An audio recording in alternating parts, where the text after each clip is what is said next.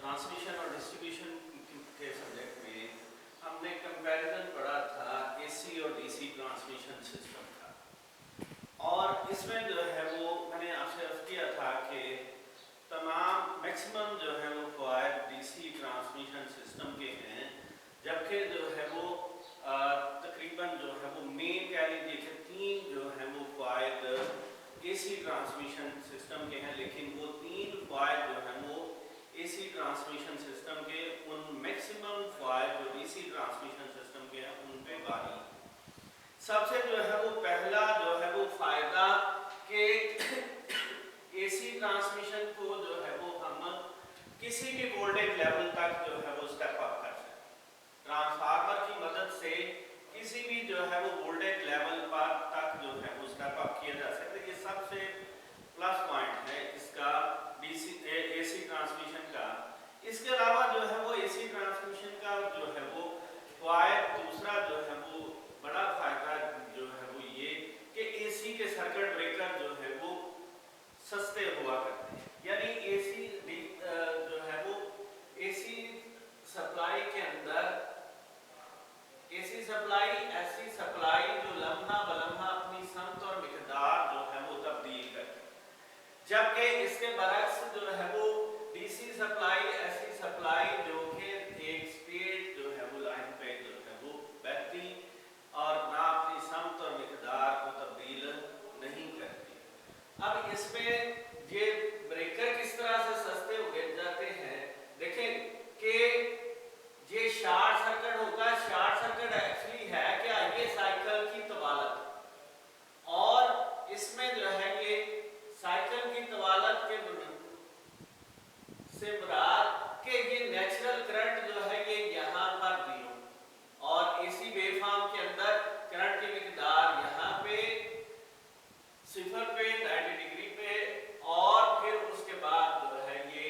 इस मुकाम पे जो है यानी 360 डिग्री पे जो है ये जाके करंट की मिकदार जो है वो 0 होनी ही होनी। लिहाजा जो है वो इस मुकाम पे अगर जो है वो सर्किट ब्रेकर के अंदर इस्तेमाल किए जाने वाला डाइलेक्ट्रिक मीडियम उसकी डाइलेक्ट्रिक स्ट्रेंथ ठीक है तो नेचुरल करंट 0 होने पे आर्क जो है वो बुझ जाता। तो ये जो दो मेन फायदे हैं एसी सर्किट ब्रेकर के, मतलब एसी ट्रांसमिशन के, इनकी बिना पर जो है वो इसको तरजीह दी जाती है डीसी ट्रांसमिशन की तरफ पे। अब जो है वो आज का जो है वो नया लेक्चर के comparison between overhead and underground transmission system. Overhead और अंडरग्राउंड ट्रांसमिशन सिस्टम का मुआवजा। पहले तो हमें जो है वो इस बात को समझना चाहिए कि जो है वो ओवरहेड ट्रांसमिशन जो है वो सिस्टम क्या है और अंडरग्राउंड ट्रांसमिशन सिस्टम क्या है। ओवरहेड ट्रांसमिशन सिस्टम बिजली का जो है वो तमाम निज़ाम, जिसको बलाई निज़ाम जो हमें नज़र आता है, पोल्स टावर्स लगे हुए उनके के साथ इंसुलेटर और क्रॉस आर्म लगा के जो है वो कंडक्टर्स को बिछाया जाता है, और इसी तरीके से जो है वो ट्रांसमिशन डिस्ट्रीब्यूशन जो है वो की जाती है। और ये जो है वो तरीक़ाकार हमारे मुल्क के अंदर इंतहाई जो है वो ज़्यादा तौर पर यही जो है वो ओवरहेड सिस्टम जो है वो इस्तेमाल किया जा रहा है। अंडरग्राउंड ट्रांसमिशन सिस्टम के अंदर बिजली का ज़ेरे ज़मीन निज़ाम, जाहिर है कि बिजली का ज़ेरे ज़मीन निज़ाम है तो फिर जो है उसके लिए जो है वो केबल बिछाई जाती है। केबल जो है वो चूंकि पावर केबल हुआ करती है और वो केबल जो है वो ना तो क्लिप ऑन सरफेस की जा सकती है, ना जो है वो उसको कंड्यूट में डाला जाता है। उसके लिए जो है वो बिजली का केबल्स को बिछाने के लिए जो है वो स्पेशल जो है वो तरीके इस्तेमाल किए जाते हैं, खुदाई की जाती है, फिर जो है वो केबल को जो है वो हिफाजत फराहम करके केबल को जो है वो बिछाया जाता है। और इस तरह से जो है ये बिजली का ज़ेरे ज़मीन निज़ाम और प्रोटेक्शन का मतलब बिजली का ये निज़ाम जो है ये महंगा साबित हो। अभी इन चूंकि कंपैरिजन है बेटे, तो फिर आपने जो है वो इसको इस तरह से जो है वो जिस तरह मैंने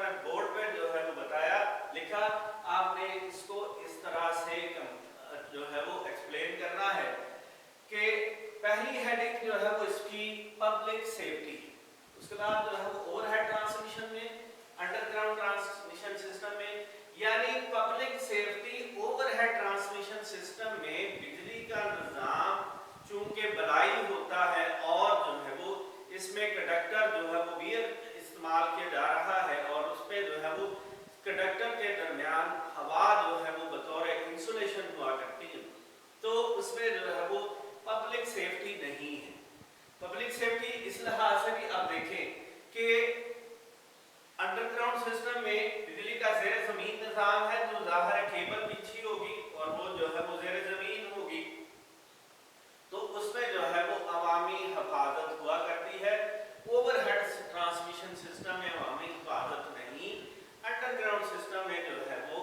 अवामी हिफाजत यानी पब्लिक सेफ्टी जो है वो मौजूद। उसके बाद जो है वो इनिशियल कास्ट, इनिशियल कास्ट जो है वो ओवरहेड सिस्टम की जो है वो ज्यादा, इनिशियल कास्ट जो है वो अंडरग्राउंड सिस्टम की ज्यादा, ओवरहेड सिस्टम की जो है वो कम। अंडरग्राउंड सिस्टम में केबल को जो है वो बिछाया जाएगा तो स्पेशल तरीके से केबल बिछेगी, खुदाई की जाएगी, फिर उसमें जो है वो बाज तरीके ऐसे हैं कि जिनके साथ जो है वो केबल को मैकेनिकल चोटों से भी बिछाने के का बंदोबस्त किया जाता है। जैसे कि जो है वो डायरेक्ट लेइंग है, ड्राइंग सिस्टम है, उसके अंदर जो है वो कंक्रीट के ब्लॉक्स जो है वो इस्तेमाल किए जाते हैं और उस पे जो है वो इन ब्लॉक्स पे जो है वो 4 सुराख हुआ करते हैं और इन सुराखों में 3 के अंदर जो है वो पावर केबल्स बिछती हैं और चौथे के अंदर जो है वो कंट्रोल केबल्स को जो है वो बिछाया, कंक्रीट के ब्लॉक खुदाई करके जो है वो ये जमीन के अंदर जो है वो दफन किया जाता है। फिर उसके बाद जो है वो एक और तरीका जिसके अंदर जो है वो ज़ेरे जमीन जो है वो डक्ट्स बनाकर और उस पे जो है वो तकरीबन ये 5 से 6 फीट जो है वो गहरी जो है वो डक्ट हुआ करती है और इतनी गहरी कि इसके अंदर जो है वो एक आदमी आसानी के साथ जो है वो चल फिर सकता। तो इन ब्रैकेट्स के ऊपर एक पे जो है वो पावर केबल्स आ गई और दूसरे पे जो है वो कंट्रोल केबल जो है वो बिछाई जाती है यहाँ पर और इनके ऊपर जो है वो लकड़ी के तख्ते या जो है वो कंक्रीट की स्लैब रख दी जाती है, थ्रू आउट लंबाई में जो है वो बिछाई जाती है और उसके बाद जो है वो इसमें इसी वजह से ये तरीकाकार जो है वो ओवरहेड अंडरग्राउंड ट्रांसमिशन सिस्टम का जो है वो ये तरीका महंगा जो है वो साबित हुआ करता है और ओवरहेड ट्रांसमिशन में चूंकि पोल लगने हैं, टावर लगने हैं, उनकी फाउंडेशन बनेगी, फिर उसके बाद जो है वो टावर स्टील स्ट्रक्चर जो है वो खड़ा किया जाएगा, क्रॉस आर्म्स लगेंगे, उसके ऊपर जो है वो इंसुलेटर लगाकर कंडक्टर जो है वो बिछाया जाता है। तो लिहाजा जो है वो इनिशियल कास्ट जो है वो अंडरग्राउंड सिस्टम की ज्यादा और ओवरहेड ट्रांसमिशन सिस्टम की जो है वो कम हो गई। तीसरा पॉइंट है हमारा फ्लेक्सिबिलिटी। फ्लेक्सिबिलिटी ये पॉइंट हम इस तरह से समझ सकते हैं कि देखें ओवरहेड सिस्टम में अगर मुस्तकबिल में लोड के अंदर इजाफा होता है, जाहिर है कि हर कंडक्टर या केबल जो बिछाई गई उसकी एक मखसूस करंट कैरिंग कैपेसिटी और लिहाजा जो है वो जब वो करंट कैरिंग कैपेसिटी पूरी हो जाती है तो उसके लिए जो है वो लोड को जो है वो बाइफरकेशन फीडर है तो उसकी बाइफरकेशन की जाती है, यानी जो है वो एक और नया फीडर जो है वो खींचा जाता है। तो इसमें जो है वो क्या करते हैं कि फ्लेक्सिबिलिटी के अंदर ओवरहेड सिस्टम में फ्लेक्सिबिलिटी है, अंडरग्राउंड सिस्टम में फ्लेक्सिबिलिटी नहीं। किस तरह से ये आप पॉइंट जो है वो इस तरह से समझ सकते हैं कि देखें आप लोगों ने जो है वो देखा होगा कि ग्रिड स्टेशन के करीब जो है वो एक ही पोल के ऊपर जो है वो कंडक्टर जो है वो चल रहा है, यानी एक ही पोल के मिसाल के तौर पर ये एक पोल है तो उसके ऊपर जो है वो एक सर्किट जो है वो चल रहा है। अब इस पे जो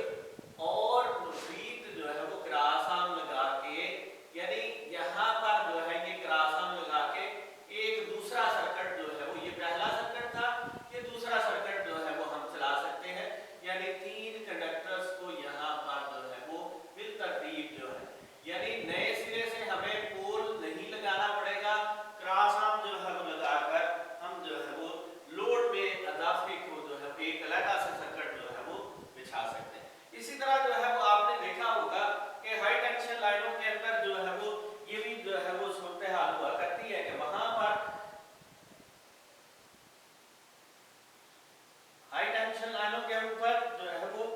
ऐसी सूरत हाल के जो है वो टावर्स के साथ जो है वो कंडक्टर जो है वो लगाए जाते हैं। टावर पे इंसुलेटर लगाने के बाद जो है वो कंडक्टर जो है वो लगाया जाता है, यानी ये एक टावर है और इस पे जो है ये लेट्स से के एक सर्किट जो है ये चल रहा था यहाँ पे, ठीक है। ये जो है ये सर्किट जो है ये था, यानी यहाँ पर क्रॉस आर्म और उसके साथ जो है ये इंसुलेटर्स लगाकर जो है वो सर्किट जो है ये अब मुस्तकबिल में अगर इजाफा होता है तो इसी टावर के साथ हम जो है वो दूसरा जो है वो सर्किट क्रॉस आर्म लगा के दूसरी साइड पे दूसरा सर्किट जो है वो चला सकते। तो इस तरह से जो है ये फ्लेक्सिबिलिटी है ओवरहेड ट्रांसमिशन लाइन सिस्टम में। जबकि अंडरग्राउंड सिस्टम में हमें दोबारा मुस्तकबिल में अगर लोड के अंदर इजाफा हो जाता है तो फिर जो है ये हमें दोबारा से जो है वो खुदाई करनी पड़ेगी और जो है वो केबल को बिछाना पड़ेगा। इससे जो है वो पहले जितना ही जो है वो खर्चा यानी इनिशियल कॉस्ट जो है वो बिछाने जितना खर्चा जो है वो आ रहेगा। अब जो है वो नेक्स्ट पॉइंट है फॉल्ट्स का। फॉल्ट्स में जो है वो ओवरहेड सिस्टम चूंकि बियर कंडक्टर बिछा हुआ मौसमी असरात से मुतासर होता और इसमें जो है वो फॉल्ट्स ओवरहेड सिस्टम में ज्यादा फॉल्ट्स जो है वो वाक़या कंडक्टर हवा टकराने से कंडक्टर झूलता एक दूसरे कंडक्शन जोन में जाते, उस दौरान भी कोई चीज उस कंडक्टर के ऊपर गिर जाती, कोई हवा के साथ उड़ती हुई चीज बैनर वगैरह जो है वो टच कर जाता या जो है वो कोई कपड़ा उसके ऊपर जो है वो गिर जाता, जिससे जो है वो शॉर्ट सर्किट जो है वो हो सकता है। तो ओवरहेड से किस्सा मुख्तसर ओवरहेड सिस्टम में फॉल्ट्स जो है वो ज्यादा आते हैं, अंडरग्राउंड सिस्टम में फॉल्ट जो है वो कम। उसके बाद जो है वो अपीयरेंस है। अपीयरेंस मीन के ज़ाहरी खूबसूरती। ज़ाहरी खूबसूरती ज़ाहिर है कि ये एक अजीब सा पॉइंट है कि कंडक्टर अंडरग्राउंड सिस्टम है कि नजर नहीं आता तो खूबसूरत दिखाई दे, ठीक है। और उसके बाद जो है ये ओवरहेड सिस्टम में जा जो है वो पोल्स टावर कंडक्टर जो है वो नजर आते हैं, जिनकी बिना पर जो है ये बदनुमा या जो है ये ज़ाहरी खूबसूरती जो है वो इसकी कम हुआ करती। और उसके बाद जो है वो फॉल्ट लोकेशन एंड रिपेयर, नक्स का ढूंढना और उसकी मरम्मत। ओवरहेड सिस्टम में आसानी के साथ जो है वो फॉल्ट तलाश किया जा सकता। इस तरह से खुदा खासा कहीं से कंडक्टर टूट गया फौरी तौर पर पता चला, कहीं पे जो है वो जंपर बंद हो गया, किसी जगह पर फॉल्ट की वजह से ट्रांसफार्मर का जो है वो जंपर बंद हो गया, तो उस पे जो है वो या पोल या टावर जो है वो गिर गया तो जो है वो उसका फौरी तौर पर जो है वो पता चल जाता है आसानी के साथ। जबकि जो है वो अंडरग्राउंड सिस्टम में फॉल्ट को ढूंढना जो है वो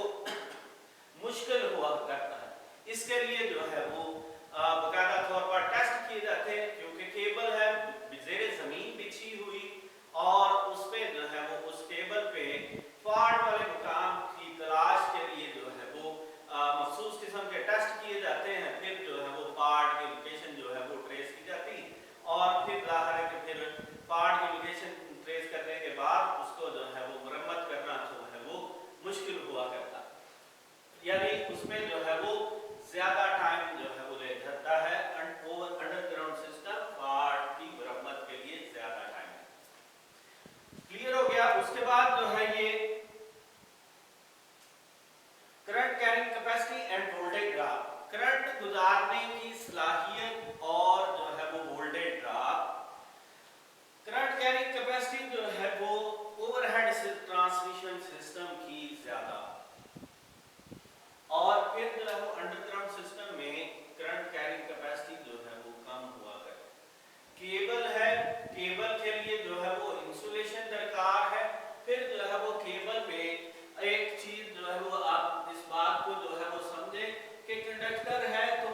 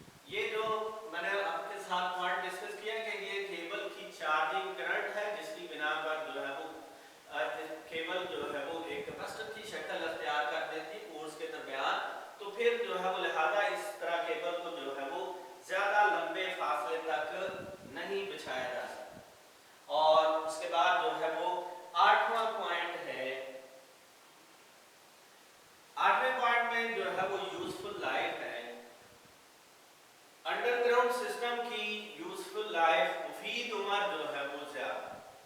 ओवरहेड ट्रांसमिशन सिस्टम में मौसमी असरात का मुकाबला करना, लिहाजा जो है वो इसकी जो है वो मुफीद उम्र कम हुआ करती है। आप इस बात का अंदाजा इस तरह से लगा सकते हैं कि ओवरहेड ट्रांसमिशन सिस्टम की उम्र अगर 25 साल है तो अंडरग्राउंड ट्रांसमिशन सिस्टम की उम्र जो है वो 50 साल होगी, यानी तकरीबन जो है वो दुगनी उम्र का जो है वो ये सिस्टम हामल होगा। और उसके बाद जो है वो मेंटेनेंस कास्ट जो है ये ओवरहेड सिस्टम की जो है वो ज्यादा है, अंडरग्राउंड सिस्टम की जो है वो मेंटेनेंस कास्ट कम हुआ करती है। और इसी तरह जो है ये आखिरी फिक्रा, आखिरी पॉइंट जो है वो interference with communication system. Interference जो है वो कम्युनिकेशन, आपने को पता है कि जो है वो फजा के अंदर मुख्तलिफ फ्रीक्वेंसीज जो है वो मौजूद, ठीक है, यानी रेडियो फ्रीक्वेंसी जो है वो मौजूद। और ओवरहेड ट्रांसमिशन सिस्टम जो है वो इनके अंदर जो है वो शोर का, डिस्टॉर्शन का बायस बनता। बिजली का जो है वो भलाई निज़ाम, टेलीकम्युनिकेशन लाइन, टेलीकम्युनिकेशन जो है वो इन फ्रीक्वेंसीज को जो है वो के अंदर डिस्टर्बेंस का जो है वो बायस बनेगा, शोर का बायस बनेगा। जबकि जो है वो अंडरग्राउंड सिस्टम जो है वो चूंकि बिजली का ज़ेरे ज़मीन निज़ाम केबल के जरिए से है, लिहाजा जो है ये इंटरफेरेंस जो है वो कम्युनिकेशन सिस्टम के साथ नहीं करेगा। तो ये जो है ये इसी तरह से आपने जो है वो इसको नोट करना है। और ये जो है वो इम्तिहानी नुक्ता नज़र से काफ़ी जो है वो अहम सवाल है और इसको जो है वो आप